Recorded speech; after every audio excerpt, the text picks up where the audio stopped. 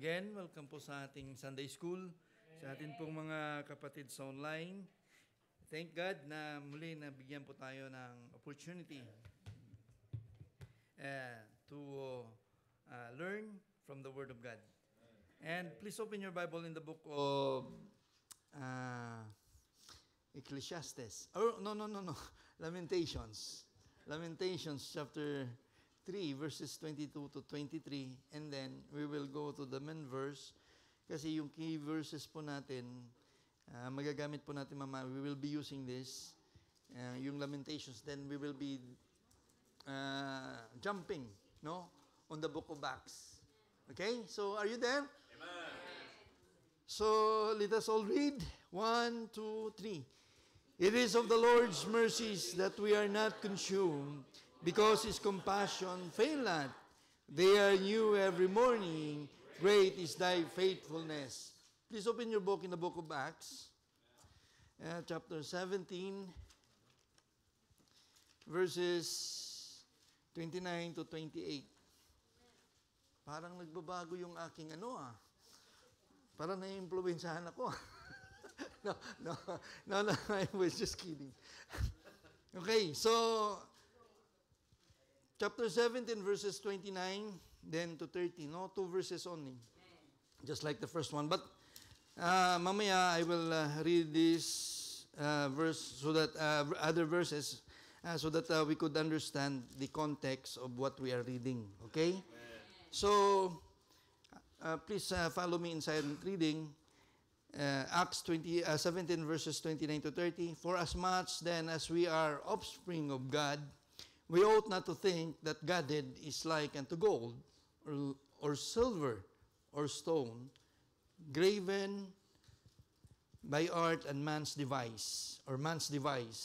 Verse 30, and the times of this ignorance God winked at, but now commanded all men everywhere to repent.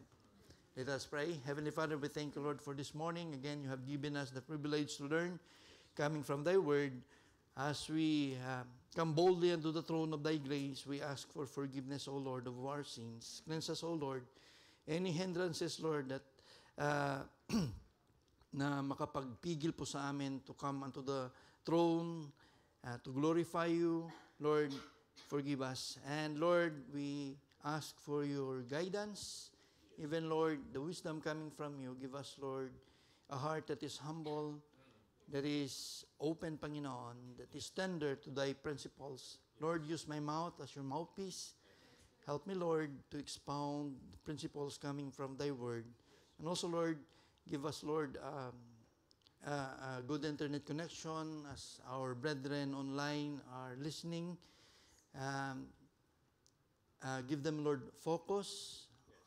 Also us here, may we have joy in our hearts listening and pondering from the principles coming from thy word, O Lord. Lord, may your name be glorified in our midst. In Christ's name we pray. Amen. Let us all stand up. Let us take your seats. Take your seats, no? Because my pressure, I was informed that there are people on the on our on-site brethren, they need a bit of English, no? So, but not on London, no? On the other outreaches, because there are people who are tuning with us, right, that they prefer the English, no? And lalo na pag Italiano, lalong hindi ako po pwede, no? Okay, so again, welcome to our Sunday School, to our online brethren. It is a joy for us, no, to learn from the Word of God. Now, last Sunday, we tackled the first part of our lesson, no? Alam niyo po you know the title of our lesson before? No, this is a series of lessons, but the main title, alam niyo po ba? Oh, what's on your mind? Because the mind is the battleground for all the Christians, no?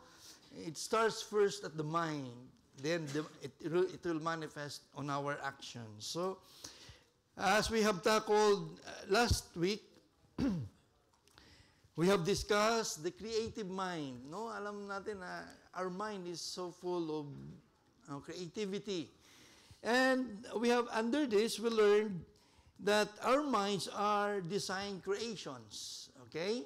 I am reviewing you, no? Kasi magkakaroon po tayo ng exam. There will be exams on these lessons. Okay? Kasi pag series po ito, months, and then we will have final exam, and then those who will fail, expelled. so, wala pong expelled, no? Expelled. There will be a separation lang. There will be a separation. Okay? Dito yung medyo mataas, dito yung medyo okay? Okay. Our minds are under divine control. Okay? We have discussed that our minds are under divine control, and then our minds can make deliberate choices. So our minds can make choices, no? Deliberate, willful choices. Okay? Now, on this part, we will be tackling the second part, no? And under this, what's on your mind, the manner, ang second lesson po, we are now on the lesson 2. We will be talking about the changed mind. No? You will take your mind and then you will exchange to other and put other minds. A changed mind. Okay? The changed mind. In here, as we have read on Acts 17, now the context of this Acts 17, I will just, please follow me na lang sa mga verses, ha? So that for all of us to understand what is Paul is saying here. Okay? Acts 17, start at verse 16. Chapter 17, verse 16. So that we will know what Paul is discussing here. Okay? Ano po yung sitwasyon ni Paul here? Now, sabi po ng Acts 17, chapter 6, now Paul waited for them at Athens. So si Paul is at Athens, no? His spirit was stirred in him when he was the city wholly given to idolatry. Therefore disputed he in the synagogue with the Jews and with the devout persons, and in the market daily with them that meet with him. Then certain philosophers of the Epicureans and of the Stoics encountered him, and some said, what will this bubbler say?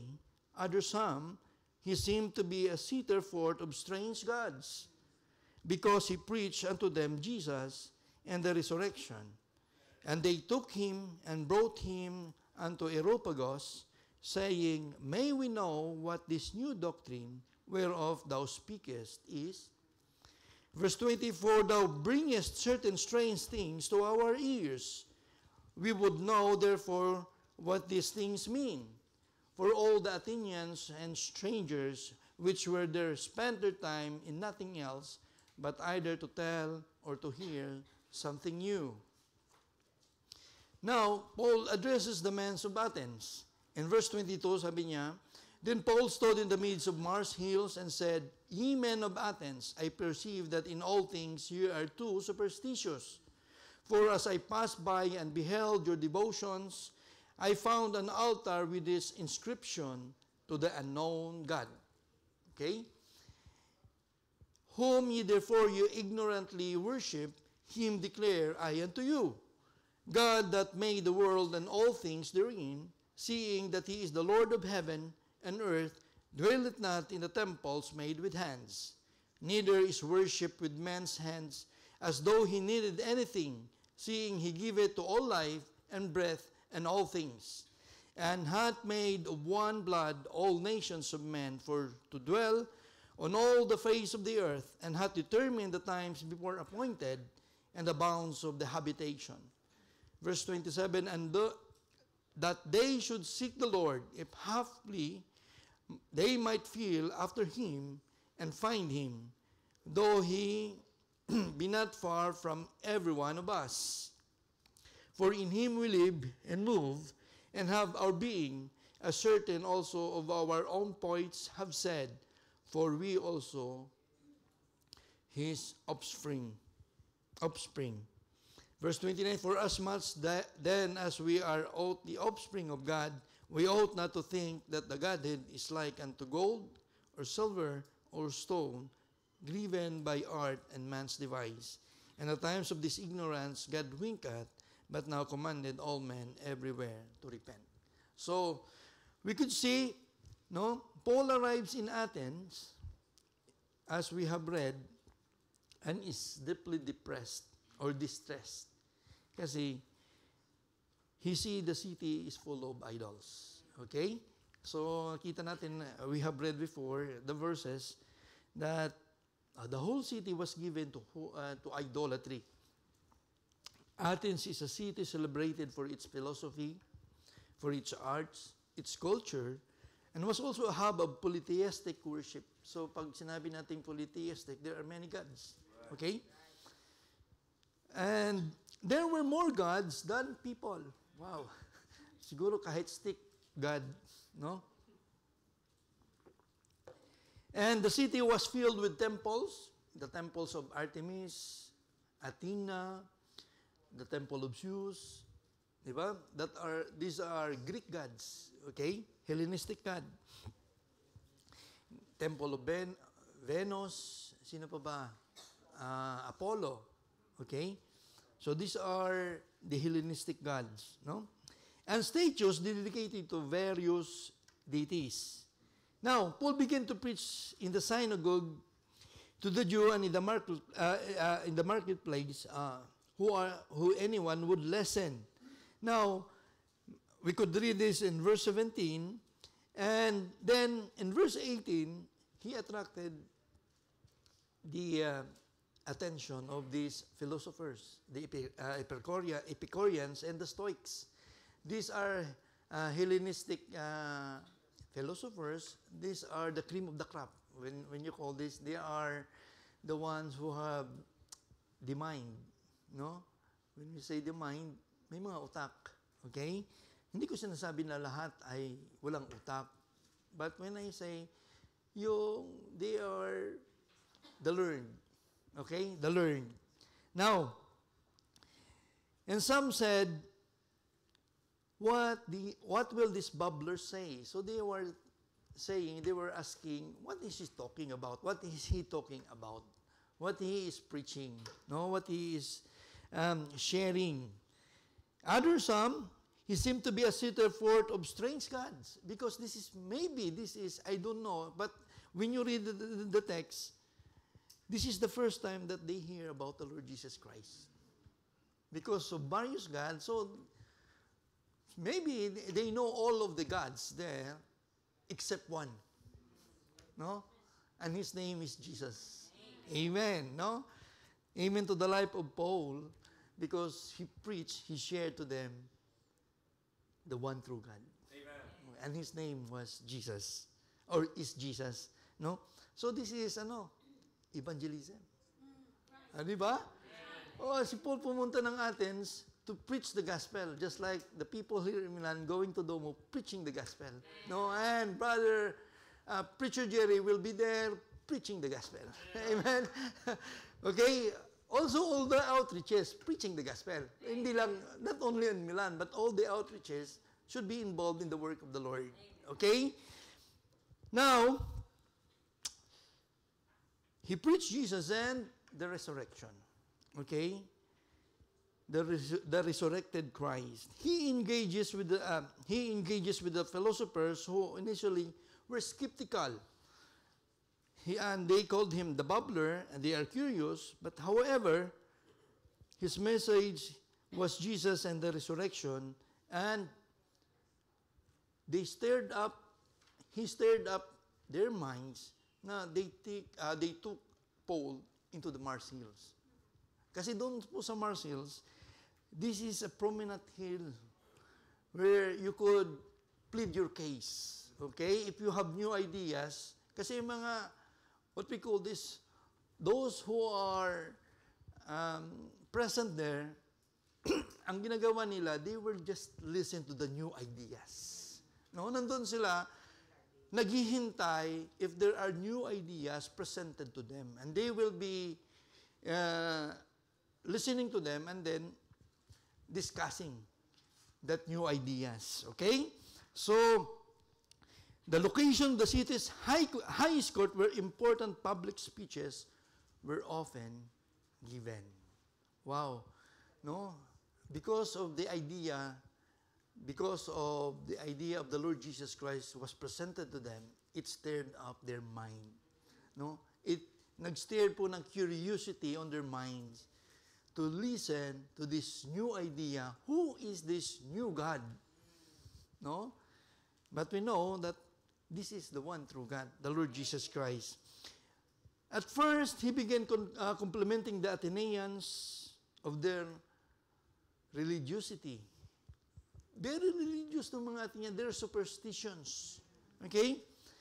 And using the altar he found inscribed to an unknown God. Okay? As his starting point, ginamit ni Apostle Paul mismo doon yung nakasulat doon, to an unknown God, as his jumping text. Parang ganun yun. Parang ganun ang ginawa ni Apostle Paul. He stirred up their minds, and then he used the inscription there, the unknown God, as his jumping point to introduce Jesus. Okay? Paul's speech is a masterful example of evangelism. No? He then proceeds to reveal the identity of this unknown God to them. Kasi alam po ninyo na people know there is a God. But you could see this only the God who in name. No? Maraming Kristiyano, maraming tao na yes, there is God.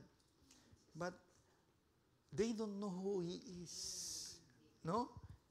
I hope lahat ng Kristiyano know their God. Know intimately yung Panginoon. No? Hindi yung ano lang, what you call this? Half-learned. Yung sa ibabaw lang. Okay? Now, he then proceeds to reveal the identity of this unknown God. So, we will be discussing first, Paul presents the living God. Okay? Because if you look at verse 29, for as much then as we are the offspring of God, we ought not to think that the Godhead is like unto gold, or silver, or stone, driven by art and man's device. So their God there, they represents graven images that is made of gold, of silver, or stones. No? So, may there is what we call this, a similarity at this present time. Di ba? There is a similarity, a practice of worshiping a graven image. Makita po natin, no? Nakaparade pa yan. No? They are made of gold, silver, and stones. Okay? So, Paul presents the living God. He said in verse 22, no? In verse 26, I think. Yeah. I will be summarizing what he have presented, the living God. He presented the creator of the world and everything in it. He is the Lord of heaven and earth. One who does not live in man-made temples. One who does not need human service. Because He is the source of life, breath, and everything. The one who made all nations from a single person and set their names and places. One who is not far from any of us, and in whom we live and move and have our being. Okay? So, He presented to them not an innate, not movable, don't have a life God. He presented to them a living God who live also among us.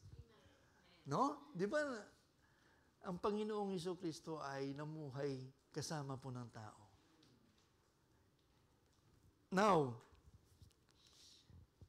as He presented to them, the living God, He also pointed that trickery that was being made to them.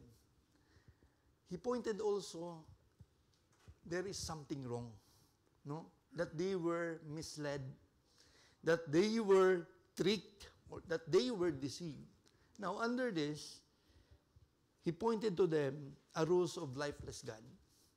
No? He presented to them a ruse. He pointed the wrongs.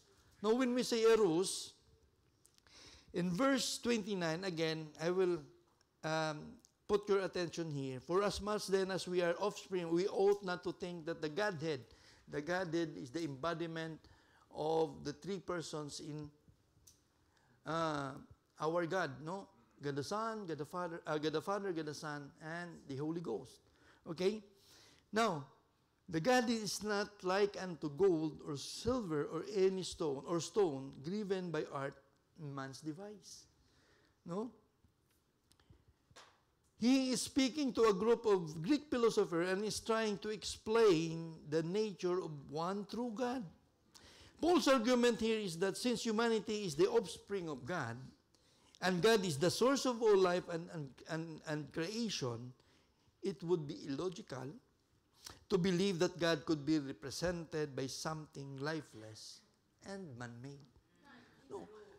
If the creation breathe and move and have life, how come it represents a creator that is made, that is lifeless, no? And unmovable or immovable or immobile.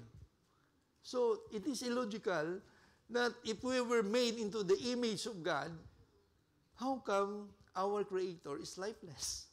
Di ba? Hindi buhay. So, since we are, sabi niya nga, since we are the offspring, we came from God, how come na ang ating pinanggalingan ay walang buhay? Okay? Now, the term ruse means a trick or a deception. So, that is the deception of a lifeless God. Okay? He directly challenging the common practice of creating idols and statues to worship. These idols were made of gold, silver, or stone, are graven art by man's device. They are the products of human hands, and therefore they cannot be divine creator. So he made a distinction. Okay? Sinabi niya, kung tayo ay buhay, humihinga at gumagalaw, how come ng ating gumawa sa atin ay hindi buhay, walang hininga, at hindi gumagalaw? So, therefore, you are tricked. So, he was pointing to the deception of a lifeless God. Now, and therefore, it is a product of human hands. Gawa lang ng tao. No? And they cannot be a divine creator. They cannot be a divine creator. Do you believe that we are made by God? Amen. But we have to think, we are all made by God, created by God. No? But not all daughter and sons of God. Okay? We have to remember that distinction too. Kasi lahat tayo naman ay ginawa ng Panginoon. But sabi ng Panginoon, no? But as many as receive Him, to them gave Him the power to become the sons of God. So there is, we should think about that. No? Lahat naman tayo ay ginawa ng Panginoon. Pero merong distinction po tayo. If we accept the Lord Jesus Christ as our Lord and personal Savior and repent of our sins, then given us the privilege to be called the sons of God. Okay? Now, in Deuteronomy 4:16, sabi po ng Deuteronomy 4:16, lest ye corrupt yourselves and make you a graven image, the similitude of any figure, the likeness of male or female. Okay? The likeness of any beast that is on the earth, the likeness of any winged fowl that flieth in the air, the likeness of anything that creepeth on the ground, the likeness of any fish that is in the waters beneath the earth. And that's what they are doing. No, that's what they are doing. So they are contradicting, they are trespassing the law of God. No? A rules of a lifeless God can mean that a deception or a trick of believing that these inanimate objects are actually divine. So, di ba, right now, people are worshiping a graven image. I think that is on January. In January, in our place, in Iloilo, we have this celebration. No, dinagyang ang tawag ko doon. But before that, in Kalibo, tawag naman nila ati-atihan. Okay? And you could see this graven image, it is flaunted above, running roundabout, and bowing, people are bowing there. Even, no, kung minsan nga, di ba, sa mga sakuna at sunog, ang unang binibitbit, yung kahoy o yung bato. Di ba? So what does this mean to us? No? They are more than important, but they are lifeless gods. No? Small g, ha? Hindi God. They are nothing. Wala po. That is just a man-made. And ito yung palagi kong stirs up my mind. Is this really the depiction? Ito ba ay tunay na larawan ng tao na nire-represent mo? But God said, worship me in spirit and in truth, for God is a spirit. And we cannot see, we cannot, really, may picture ba ang Panginoon nung time ni Jesus Christ? No? What we can see is a description lamang in the Bible. No? Pero walang sinabi na yung mukha ng Panginoon. But then meron silang mukha ng Panginoon. No? So, alam mo, ang hirap i-reconcile. No? Ang hirap i-reconcile.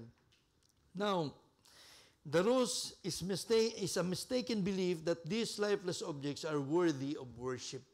But people are doing it. People are doing it.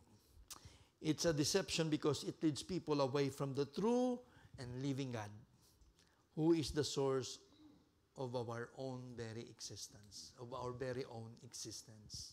No? Now, the second one, kanina, the rules of the lifeless God, now, the reality of a living God. The reality of a living God. In John 11, please open your Bible in John 11, verses 25 to 26. John 11, verses 25 to 26. I am the resurrection and the life. And Jesus said unto her, I am the resurrection and the life. He that believeth in me, though he were dead, yet shall he live.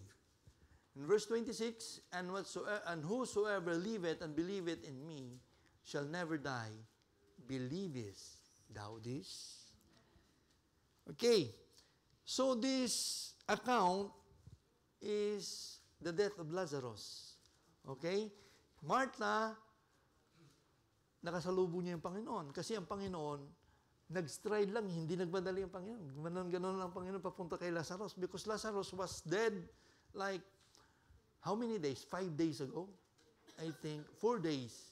4 days passed. Pero, di ba, sabi ni Martha rito, Lord, kung dumating ka lang ng mas maaga, sana na-save si Lazarus, di ba? Pero ang Panginoon, nag-stride eh. Relax, chill ang Panginoon, parang nag-beach. No? Relax ba kayo kahapon? Nung Friday? No? Sana lahat po ay nag-relax, nag-enjoy, no? Nag-exfoliate. No? Kasi na sunburn. Pero I believe nag-enjoy ang lahat, no? Nag-enjoy ang lahat. Kasi want to sawa ang pagkain at ang iisa lang po, iisa lang po ang mino, puro adobo. So, Jesus is speaking to Martha after her brother Lazarus has died. No, Martha expressed her faith that Lazarus would have lived if Jesus had been there. So yun po ang ni Martha, that Lord, kung on time kang dumating, buhay pa sana sila sa Lazarus. No? But there is a purpose. No? May purpose ang Panginoon doon. Why He came 4 days after. No? And she says, she knows He will be raised at the last days. No? And Jesus responds, ang response po ng Panginoon sa Kanya, it shifts, no, the focus from a future event to a present reality. Kasi sinabi ni Martha, it will be on the future. He will be raised at the last days. So that is the future. But the Lord, may sinabi ang Panginoon that shifts the focus from the present, from the future unto the present. Again, let us read verse John 11, verses 25. Okay? Verse 25. Jesus said unto her, I am the resurrection and the life. He that believeth on me, though he were dead, yet shall he live. Okay? The Lord said, I am the resurrection and the life. This is one of the powerful I ams. Diba? Sinabi ng Panginoon, I am the living water. I am the truth. I am the way, the truth, and the life. And I am the resurrection and the life. No? Where He uses a divine name to reveal a profound truth about Himself, He is saying He gives resurrection and life, but He is the very source of it. The Lord is the very source of life. He is not only giving resurrection and life, but He is the very source of it. He is the resurrection, and He is the life, and He is the embodiment of life and the power to overcome death. Because God defeat na ng Panginoon yung kamatayan.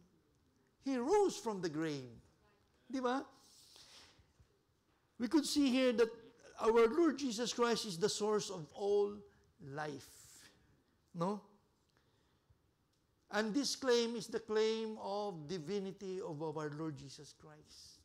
Because only God can be the source of life. Only God can give life, create life. No, walang iba. Sino sa atin ang pwedeng bumuhay ng patay? Di ba wala? Ang Diyos lang, di ba? No? So when He said, I am the resurrection and the life, He is presenting Himself, the God. He is our God. Okay? He is the powerful God. Now, He is the ultimate authority over death and the originator of life. His power is not a borrowed power. It is not a borrowed power. It is an intrinsic part of who He is as God. It is His own being. No? He is His own being. He is God. Now, eternal life is a present possession, not a future hope. We could see here, eternal life is a present possession.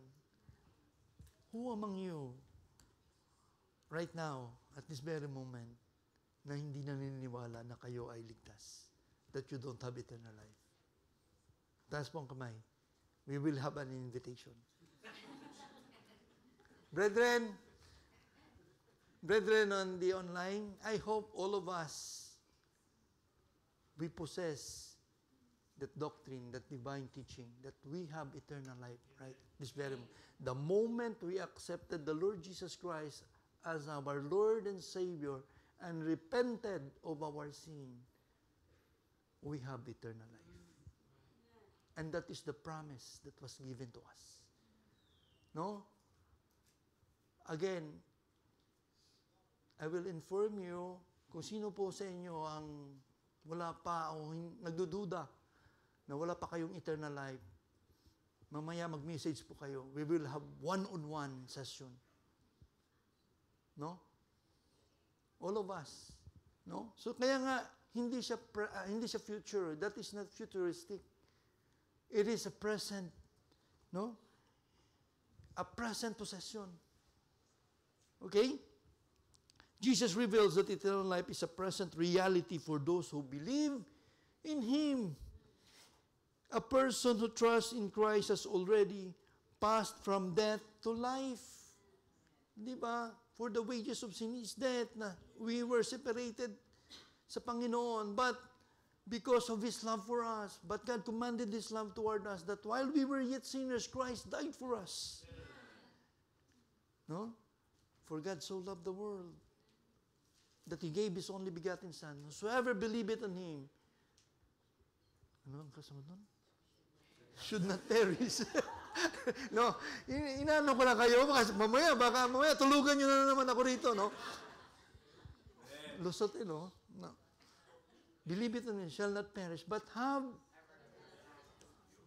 that's the verse, no? So, we have eternal life. It is a present possession, not a future one. Okay?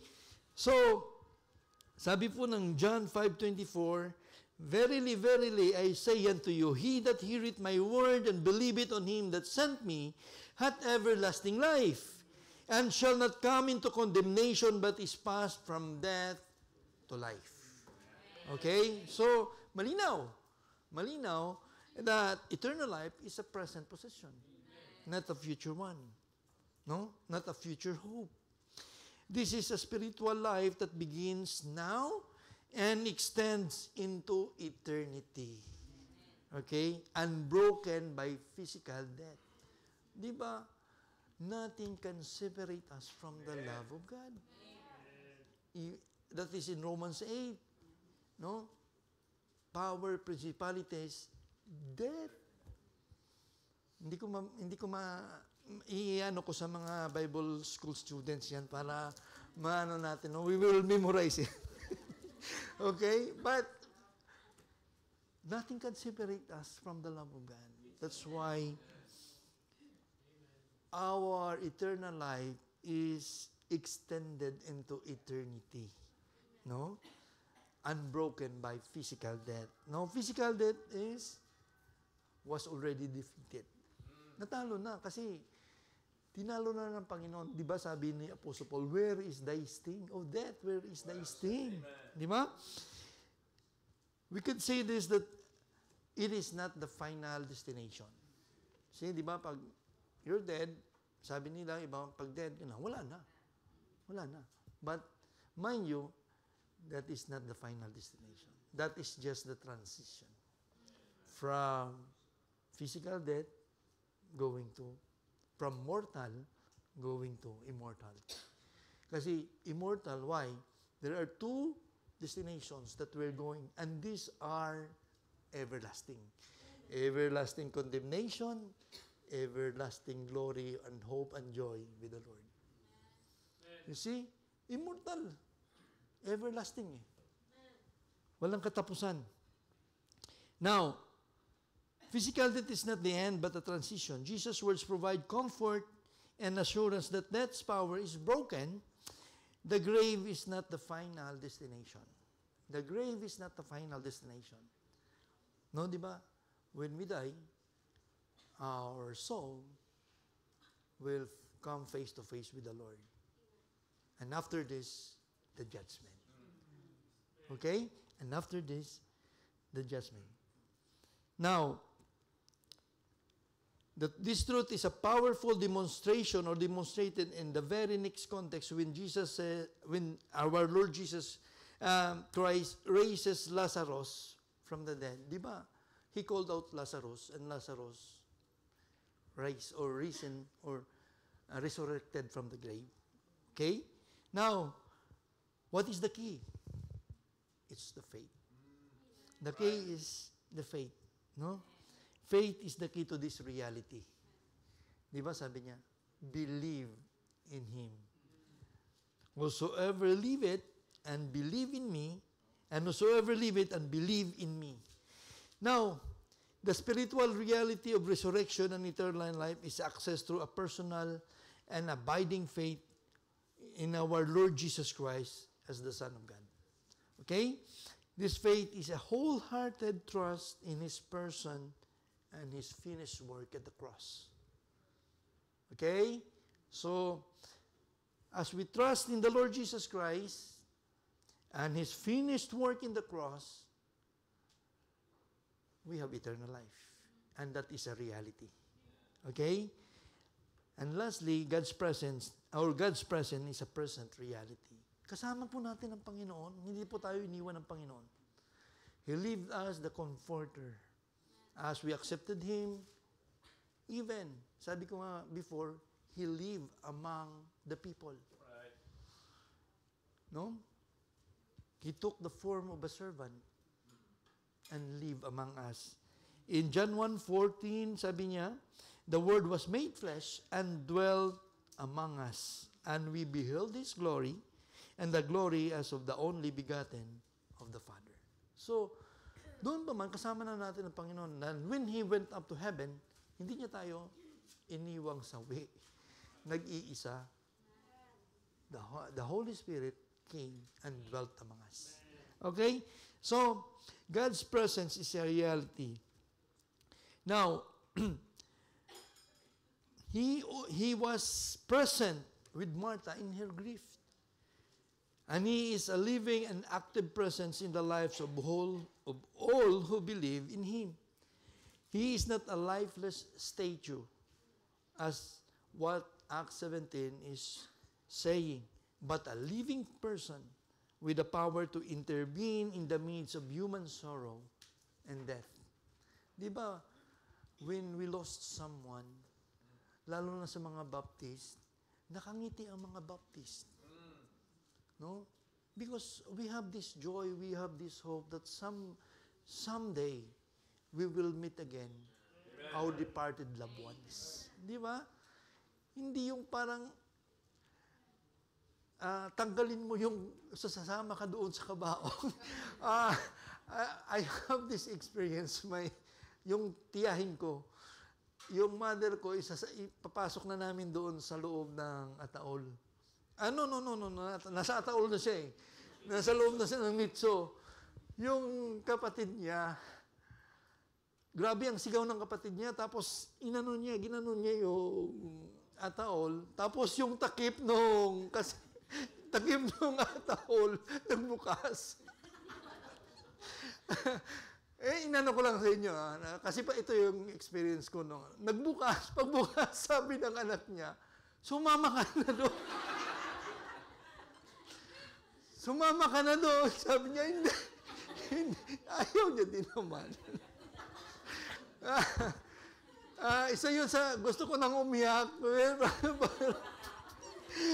Pero natawa ko kasi bumukas kasi salamin kasi yun eh, salamin. Tapos parang plastic lang yung cover na nilagay na whole cover, parang plastic siya na gano'n kakapal. Hindi naman siya nakascrew, nakapatong lang. So nung kanyang dinapaan, pinigilan niya na ipapasok namin sa nitso, bumukas. Gumalaw. Kaya yung anak niya, sa inis siguro ng anak niya, sabi, sumama ka na. So, that is a personal experience. So, but then again, meron tayong, yung alam mo, panatag tayo. Amen. Na someday, pag tayo po ay kinuha na at sumama na sa Panginoon, tayo po ay magkikita muli. Magsasama-sama po tayo. So that is our blessed hope. Okay? Now, the first one, he presents the living God. And the second one, Paul presents a long-suffering God. He is a God of compassion. Paul present a long-suffering God. In Acts 17, in verse 30, sabi po ng verse 30, and the times of this ignorance God winked at, but now commanded all men everywhere to repent. Alam niyo po, God could have made all those altars on Mars Hills fall over like what He did in 1 Samuel verses 5, 1-7. Diba? Do you still remember the account of the Ark of the Covenant was yung kinuha ng mga Philistine and they put it in a house.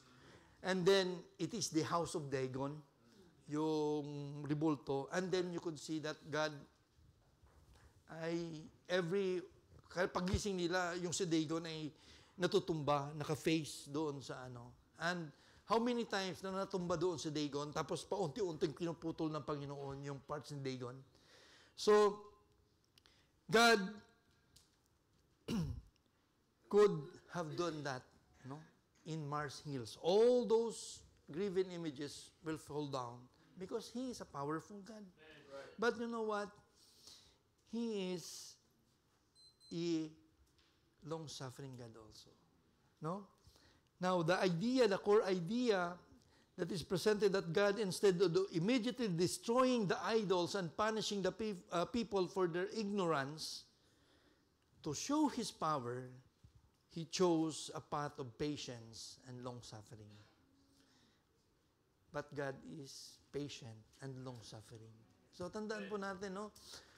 Wag mo namang what we call this, i-capitalize.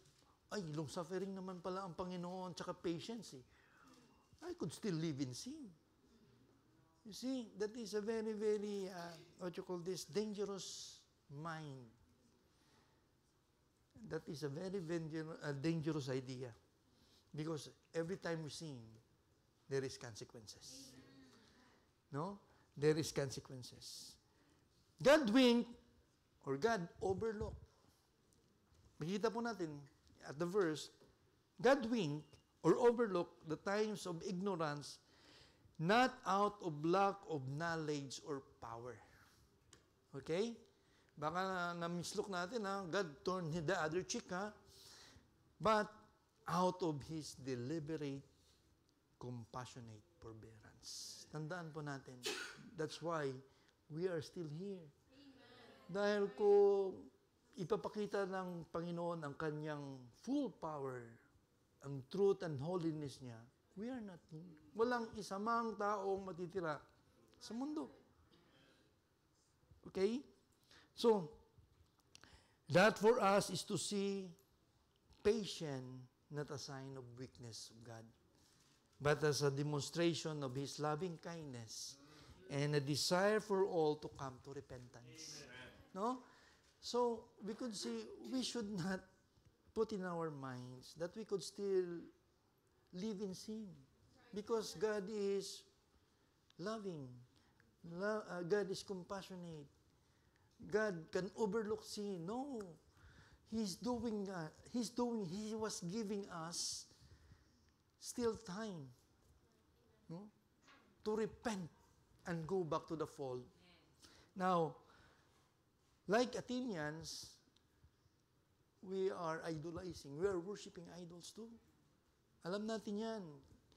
August pa nga lang eh. We could see the very, very, here mismo, in these hallways. How many of us, nasaan yung iba? Where are the others? Okay?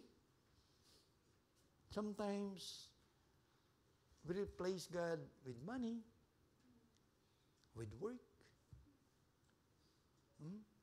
Sana next time, mas unahin natin ang Panginoon. No? Kasi, He was there, giving us the things that we need, providing all the things that we need. Nagkulang ba ang Panginoon? Hindi naman eh. Okay? Relationships. Kung minsan, pinapapalit natin ng Panginoon sa relationships. Young people, relationships. No? Mahalin niyo muna, no? Love your God, love God first, no? And then your parents, obey your parents. In the Lord and in the flesh. Wag mo na yung love.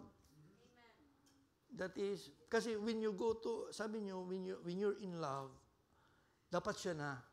First and the last na yan. No? Hindi kayo parang tipaklong, patalon-talon. Okay? So, anything we place before God, we are worshiping idol. Okay? In Mark 8:36, this is a staring question for all of us. For what shall profit a man if he shall gain the whole world and lose his own soul? Or what shall a man give in exchange for his soul? Okay? But there are plenty of people still worshiping themselves, money, because money is always at the centerpiece, mostly, of our idolatry, no? Kasi we idolize money than the giver of the money, the provider of all things. We worship the benefit, not the one who gives the benefits. Okay? So, aren't we glad that God is a God of second chances? Because He is the God of second chances. Okay? He is the God of second chances. Because kung wala tayong second chance, we are not here. We will not be here. It has been said that the average person hears the gospel 40 times before he gets saved. And there are times, nasisave na nga lang yung namatay na yung nagsishare. Don't you know that? There are people in the family, mayroon akong alam, ang family niya ay Christian. Every day, naririnig niya yung gospel. Yung sharing the word of God. But then, hindi niya na-mind, hindi niya pinakikinggan, not in his heart. But when his relative namatay, doon niya na-appreciate yung gospel. Doon niya naintindihan yung gospel. So, all of us, then, di ba nagtago rin tayo? Di ba? Umiwas din tayo. O, yan na naman si ano. Di ba? Lahat naman tayo, ganun eh. O, ito naman makukulit ng mga Baptist na to. Wala nang ginawa, kundi bantayan ako. Di ba? Di ba, online, brethren? Ganun din kayo, di ba? Naiinis kayo sa mga Baptist, yung mga nagsishare sa inyo, ito na naman sila, kakatok sa bahay ninyo, no? Tapos pag-uusapan nyo na naman yung Diyos. Ganon yun eh. Kung minsan, naiinis ka kasi gusto mong manood ng K-drama, hindi mo magawa kasi nga gusto mong may nagdi-disturbo sa inyo. So, ganun din, no? But, no, you know what? God has given us all the chances. Right. Yun ang kagandahan sa Panginoon. He is compassionate. He doesn't want us to go ayaw niyang mapahamak tayo. Right. Ganon tayo kamahal ng Panginoon. Kaya nga, binigay niya yung kanyang bugtong na anak para sa atin. Now, God is unlike us. No? Sabi po ng Psalms 103 verse 8, the Lord is merciful and gracious, slow to anger, and plenteous in mercy. Plenteous in mercy. Okay? So, God is unlike us. We are not very quick to give someone a second chance. Okay? So, tayo, judgmental tayo. Diba? Sa social media na pangalang yung nakita, alam niyo ba yung viral post ngayon, 'di ba? Yung orphanage sa Pampanga, no? Minsan nung una nabasa ko, naiyak ako doon kasi nagalit talaga ako. Sabi ko, gusto kong mag-post din eh. Gusto mong, alam mo ba, in the span of the moment, your emotions getting high. Tapos gusto mo ring push back, gusto mong mag-push back din eh. Gusto mong dipinsahan, pero the best thing that we could do is to pray. Amen. No? The best thing that we could do is to pray. Kasi social media yan eh, lahat ng maruruming utak nandyan. No? You cannot please everyone. You cannot encourage people. You cannot, kahit i-present mo pa yung truths dyan, mayroon silang alternative mind. Okay? Mayroon silang alternatibong truths. Okay? So, what we could do is to pray. Okay? Now, we are not very quick to give someone a second chance, much less a third, a fourth, or a fifth. And if you and I were God, heaven is empty. Kasi walang may pupunta doon. Lahat nandun tayo lahat doon sa impyerno. Kasi walang magiging wala ka ng chance na nagkasala ka. Ganun tayo. But God is not. Praise God. No? He is a God of second chances. Okay? As he said in Matthew 18:21, then came Peter to him and said, Lord, how oft shall my brother sin against me and I forgive him? Till 7 times. In verse 20, Jesus said unto him, I say unto thee, until 7 times, but not unto thee until 7 times, but until 70 times 7. As long as we could forgive our brother, we should do it. No? Not with the numbers, but the truth, yung principle, as long the Lord forgave us, we should dispense also forgiveness. Okay? Now, the Lord is not slack concerning His promise. As some men count slackness, but is long-suffering to usward, not willing that any should perish, but all should come to repentance. Yun po yung will ng Panginoon, that we all come to repentance. Okay? In 2 Peter 3:9. In fact, who is a God like unto thee? Sabi po ng Micah 17. Who is a God like unto thee, that pardoneth iniquity, and passeth by transgression of the remnant of his heritage? He retaineth not his anger forever, because he delighteth in mercy. So, nabasa natin kanina sa Lamentations, di ba? It is new every morning. No, hindi na uubos, unfathomable, unsearchable, ang mercy and grace ng Panginoon. Okay?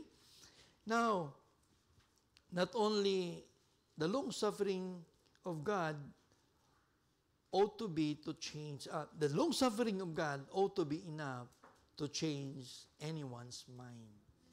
So, sana makita natin ang Panginoon, we are still here given the chance because He is compassionate and long-suffering for us. To see ourselves that we are nothing in front of Him. That we need Him. Okay? That we need God. Now, our God is a living God, a long-suffering God, and lastly, He is a God of law, a lawful God. He is a lawful God. What you call this? Paul presented them the living God, then the long-suffering God, and lastly, the lawful God. No? Matuwid po ang Panginoon. He is lawful. He presents a lawful God. Then, in verse 30, we could see that He said, but now commanded all men everywhere to repent. He called for repentance. A call for repentance. Don't get too comfortable with God's patience. He has winked at our ignorance, but He is also a lawful God. No? Huwag natin kalimutan that He is also a just God.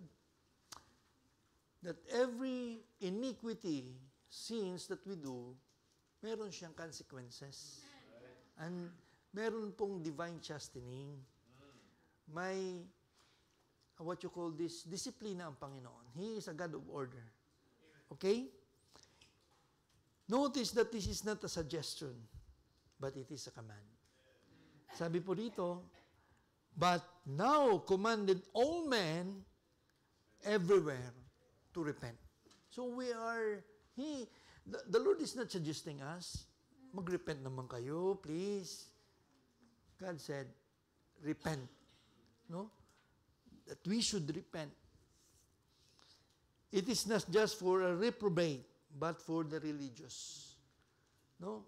May religious ka nga, full of sincerity ka, but wala naman si Kristo sa puso mo. Di ba? Marami ngayon yan. They are sincere in their faith, no? They are religiously attending church services, pero the thing is, Christ is not in their hearts. No? They know Christ's name, but they don't possess Christ in their lives. Right. Okay? It is not for the one who sits on prison, but for the one who sits in the pews, just like us. Amen. Sometimes we are here, but our mind is not here. We are physically present, but our mind and our hearts is not here. So, don't be comforted. Huwag kayong maging komportabling ganyan. Because we are here, we come here to worship the Lord in spirit and in truth. We come here to worship Him, to glorify Him. But then, pag wala ka naman dito, wala naman yung presence, nandito nga yung presence, physical presence mo. But your mind and your heart is not here. Ewan ko kung saan napupunta. No? Wala pa naman, sa mga dalaga natin, wala pa naman kayong mga nobyo. Nagpapasakit sa ulo nyo. Di ba? Kung may mga nobyo, mo kay pastor. Okay? Wala pa naman kayong mga nobyo. Wala pa di ba wala naman kayong masyadong malaking utang? Okay. So, malapit na. Konti na lang. Matatapos na tayo. No? So, pag pumunta na tayo rito sa church, dapat may galak tayo. No? We have the joy in our hearts that I will be presenting myself holy and acceptable unto God. Na He could see that namimiss ko ang Panginoon. I am joyfully enjoying His presence. Parang ganon, no? Kasi nakikita niya, pagpasok mo pa lang dyan, iba na yung mukha mo, patay. Nasaan na yung presensya ng Panginoon sa iyo? So, ang Panginoon ba ay nakasimangot pag dumating ka rito? Ano? Tingnan nyo lang ha, pag lumapit ka sa Panginoon at makita mo ang Panginoon nakasimangot, ano ang magiging reaction mo? No? So, ganun din tayo, no? When we go to the presence of the Lord, ano kayang iisipin ng Panginoon kung makita niya nakasimangot ka? No? So, sana pag dumating tayo rito, we are enjoying the presence of the Lord and also enjoying the fellowship with brethren. Okay? Ever since the first sin, man has followed Adam's example of blaming his sins on others. Di ba tinuro niya kay Eve? Kasalanan ng babae kasi siya talaga eh. Di ba? And tayo din. We are victim blaming. No? Ayaw mong, you are willfully deciding for yourself also na ikaw mismo ang nagdesisyon na gawin yon, not on the others. No? Now, rationalizing it away and finding some kind of man-made fig leaves to cover it up. Sin is not judged by the way we see it, but by the way God sees it. No? Hindi tayo ang Panginoon, how the Lord sees it. Kasi, man, I think it is in Proverbs, man has his own ways, but the Lord sees otherwise. Okay? I forgot the whole verse, no? Now, sin is not on the judgment stand here. The sinner is. Kasi tapos na po yung judgment ng sin. Tapos na. Binayaran ng Panginoon yun eh. Okay? God is not speaking to the sin, but to the sinner. Right. Kasi, kahit anong gawin ng sin, if you will ignore sin, the temptation, sin cannot enter into you. Walang magagawa ang sin. It is you who consummate the sin. Okay? Ikaw yung gumagawa. Now, God, the problem is not the deed of sin, it is the doer of the deed. So who is the doer of the deed? All of us. All of us. Sin isn't going to change, but we as sinner must. So that's why we have a changed mind. Huwag kang makomportable sa kasalanan. No? Kahit anong gawin mo, brothers and sisters, if you will not change your mind, turning from sin to God, walang mangyayari sa buhay mo.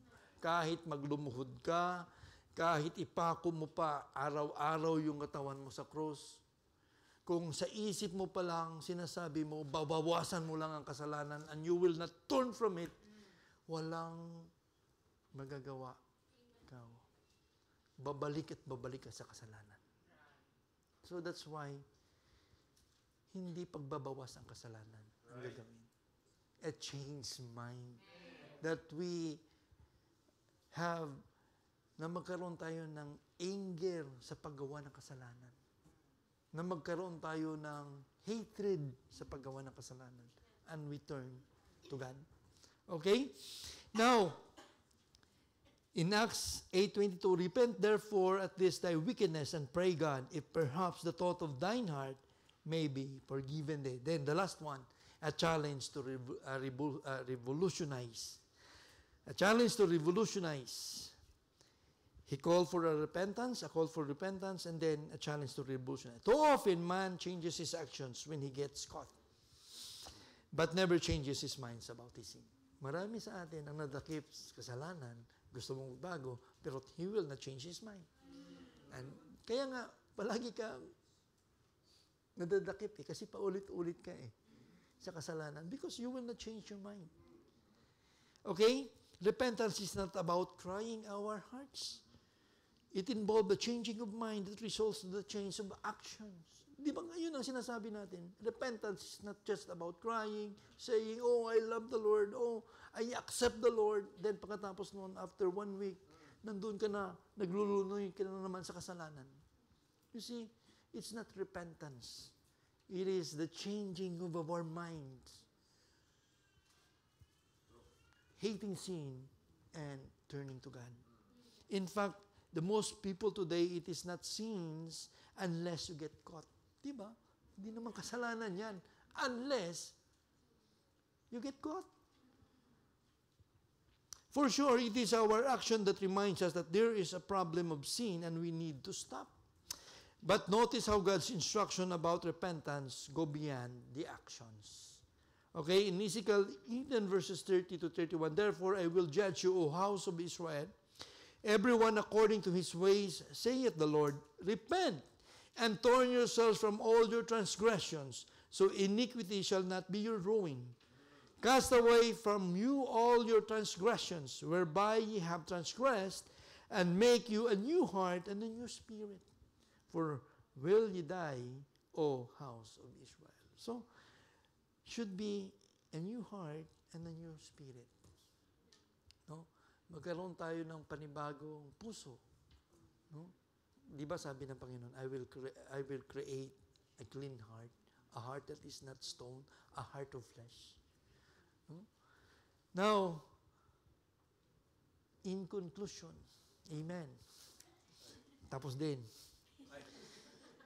In conclusion, I hope nakita natin kung paano napaka-importante that we should have a changed mind. Right. No, nothing will change as long as we have compared ourselves with the status quo of humanity. When we say, we are compromising when we say that the status quo, when we will not separate ourselves. Kasi God called us for a separation. Not a status quo. Kung yung sinabi nating status quo, kung ano dyan, nakikisabay ka. No? So, God called us for a separation, for a change of mind. Okay? We probably stuck up pretty well compared to the majority, but to do is a huge mistake. Sabi po ng 2 Corinthians 10:12, for we dare not make ourselves of the number or compare ourselves with some that commend themselves.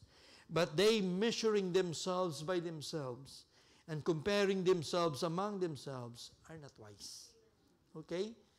So, let us not compare ourselves. Bakit yung sila, pwede silang magsuot ng ganito, ng ganito? Di ba? Parang ganun yun eh. Bakit sila? Modern times na ngayon, si pastor masyadong mahigpit. Hindi man lang kami makalabas na nakalabas ang pusod namin. Di ba? Oh. Because we have a standard. And that standard is not up to the pastor. It is the standard of God. No? Ang pastor po natin ay sumusunod lang. Bakit napakahigpit ng church na to? Because God told us to be separated. We are God's peculiar people.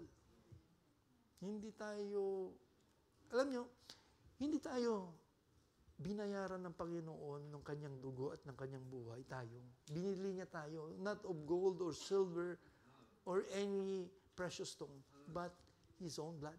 Right. Kaya, nakapaka-importante natin sa Panginoon. That's why we do our part also. We should have a changed mind. No? We should have a changed mind.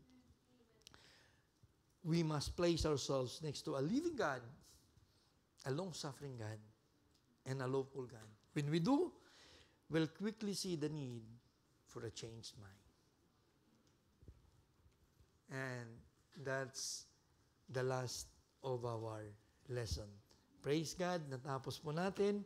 I hope meron po tayong natutunan online. Meron po ba kayong natutunan?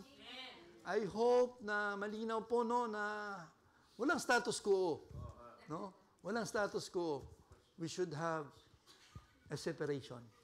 Okay? So, praise God, walang questions. Online,